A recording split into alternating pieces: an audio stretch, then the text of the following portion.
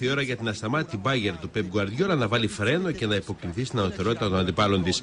Η Dortmund είχε κίνητρο, θέλοντας Super Cup Γερμανίας, παίρνοντας έτσι ρεβάνς για την ήττα στο τελικό του Champions League. Και προήθηκε στο 6ο λεπτό με τον Royce. Στο 54 Ρόμπεν κεφαλιά ισοφάρισε για να ακολουθήσει στο επόμενο δίλεπτο άλλα δύο τέρματα της ομάδας του Klopp.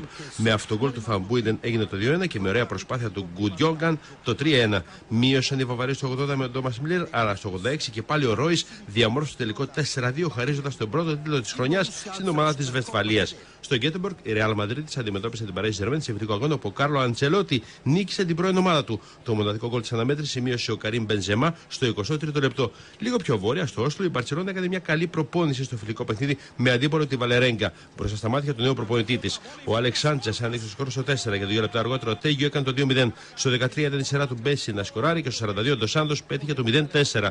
Στο 51 και το 55 ο Καμερονέζος Ντονγκού πέτυχε άλλα δύο τέραματα για την Μπαρσελόνα και ο Ρόμαν στο 86 διαμόρφωσε το τελικό 0-7.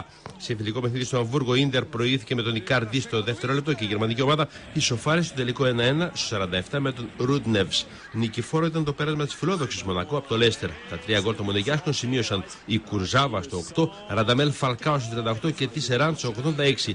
Ο Άγιαξ κατέκτησε το Super Cup της Ολλανδίας παρότι βρέθηκε πίσω στο σκορ με 2-0 με τα τέρματα που σημείωσαν οι Γκούντμουνσον και Γιόχανσον για λογαριασμό της Αλκμάρ στο 51ο και 67ο λεπτό. Στο 69 ο Έριξεν μείωσε σε 2-1 και στο 75 ο Σίντγκορσον ισοφάρισε στο 2-2, στέλνοντας το παιχνίδι στην παράταση. Εκεί ο Ντε Γιόγκ διαμόρφωσε το τελικό 3-2 για τον Εάντα του Άμστερνταμ.